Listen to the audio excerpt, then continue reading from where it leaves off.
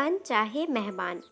बच्चे अपनी दुनिया में खुश रहें, हमेशा तरक्की करें। माँ बाप बस यही चाहते हैं। सुनंदा और राघव जी भी बहुत खुश थे। बेटे महेश का नया घर बनकर तैयार हो गया था।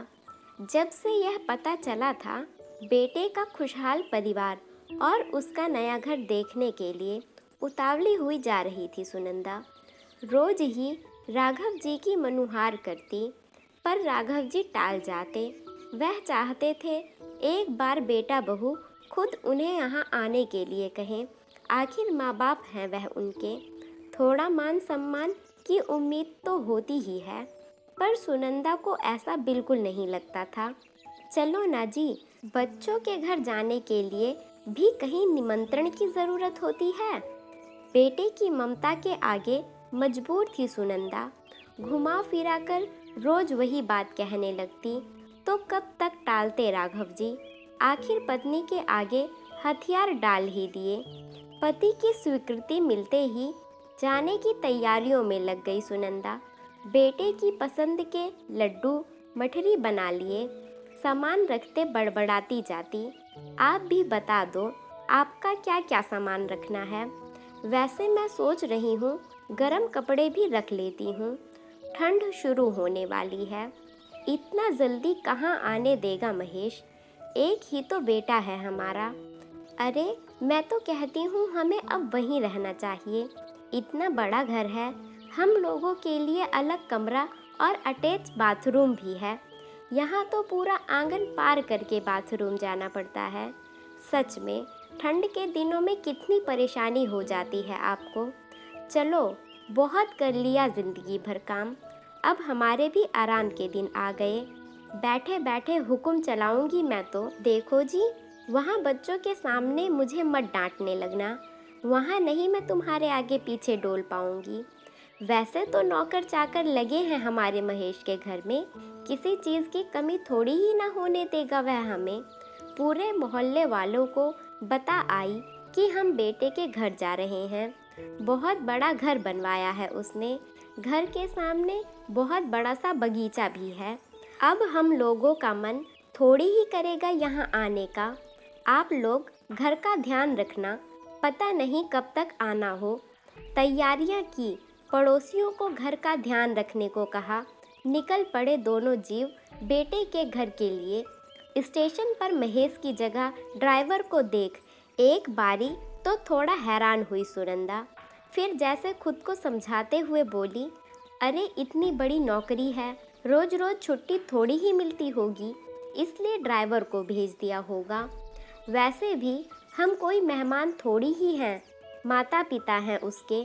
हम नहीं समझेंगे तो कौन समझेगा। घर पहुंचकर जिस स्वागत की उम्मीद थी वैसा कुछ भी नहीं हुआ। जिस बहू से सेवा की उम्मीद लेकर आए थे वह तो घर में ही नहीं मिली। थोड़े देर बाद नौकरानी चाय नाश्ता लेकर आई। पता चला बहू कहीं बाहर गई हुई है। बेटे के घर आने का चाव थोड़े दिनों में ही उतरने लगा। बेटा सुबह ही ऑफिस निकल जाता। एक घर में रहकर भी कई दिनों तक उससे बात नहीं हो पाती। बहू को अपनी ज़िंदगी में किसी का दखल पसंद नहीं था। बच्चों की अपनी ही दुनिया थी। घर का काम करने के लिए नौकर चाकर थे, यहाँ तक कि खाना भी नौकरानी ही बनाती थी। घर में अक्सर वही दोनों रह जाते थे। नौकरानी का जैसा मन करता है वैसा खाना बनाकर रख देती थी। जिंदगी भर पति को एक एक गर्म फुल्का रोटी खिलाने वाली सुनंदा उन्हें नौकरानी के हाथों का ठंडा बेस्वाद खाना खाते देख तड़प कर रह जाती। पर क्या करे, एक दो बार रसोई में जाने की कोशिश की थी तो बहू ने उन्हें उल्टे पांव लौटा दिया था। मम्मी जी, आप लोगों को जो भी चाहिए चंदा बना देगी। यहाँ के नौकर ज़्यादा दखल अंदाजी बर्दाश्त नहीं करते। एक बार अगर घर छोड़कर चली गई तो मुश्किल हो जाएगी। कई बार अपने हाथों से बेटे को कुछ खिलाने का मन करता तो मन मार कर रह जाती। एक दिन बड़ी हिम्मत करके बोली, महेश को कटहल बहुत पसंद है। चंदा से कहा था उसे बनाना नहीं आता, क्या मैं बना दूं महेश के लिए। अरे मम्मी जी, महेश कहाँ आपका ऑयली खाना खा पाएंगे, वह तो डाइट पर हैं। आपको पता है एक हफ्ते का कितना चार्ज करती है वह डाइटिशियन हमसे? कितनी मुश्किल से कंट्रोल किया है, सारी मेहनत बर्बाद हो जाएगी। आप लोग जो लड्डू और मिठाइयाँ लाए थे वह भी तो नौकरों में बंटवाना पड़ा था, इसलिए प्लीज़ हमारा डाइट रूटीन खराब मत कीजिए।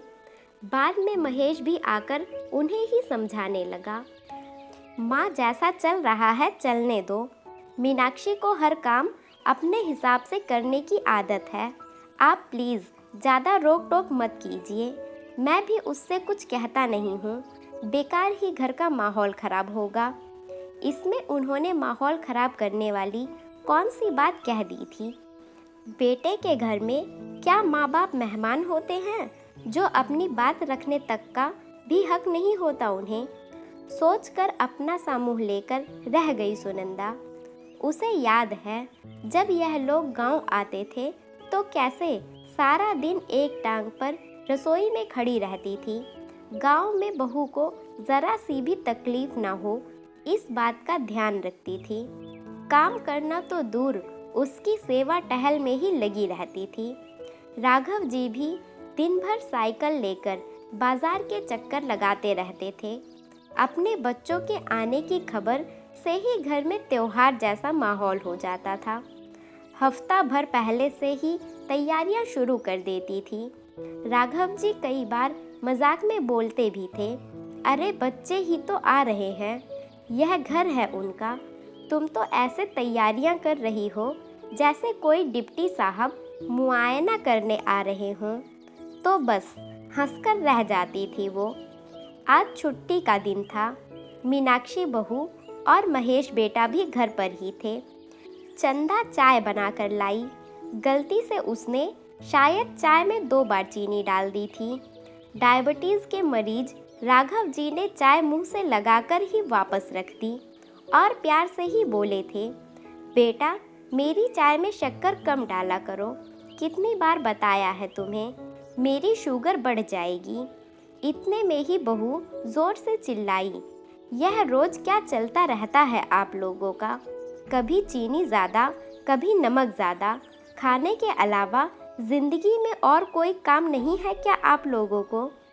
अरे एक दिन मीठी चाय पी लेने से मर नहीं जाएंगे आप, जीना हराम करके रख दिया है। इतने ही नखरे हैं आप लोगों के तो अपने घर में जाकर रहिए ना।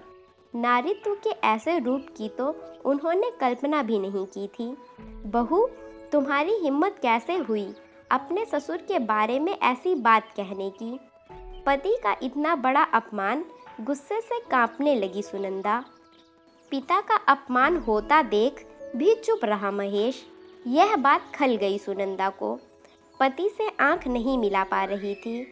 क्यों ले आई मैं अपने पति को यहाँ उनका अपमान करवाने के लिए? ध्यान से देखा, इतने ही दिनों में चेहरा कैसे मुरझा गया था उनका। मैं अपना अपमान बर्दाश्त कर सकती हूँ पर अपने पति का नहीं। बहुत हुआ, जैसा भी है हमारा अपना घर है, नहीं रहेंगे हम यहाँ। वैसे भी अपना घर अपना ही होता है, यहाँ तो सांस भी दूसरों की मर्जी से लेनी पड़ती है। ज़रा सा खिड़की खोलो तो बहू कहने लगेगी, धूल आ जाएगी, ऐसे उठो ऐसे बैठो, काम करने वालों से ज़्यादा बात मत करो। इतनी रोक टोक, इतनी बंदिश, इतनी तो माँ बाप कभी अपने बच्चों पर नहीं लगाते।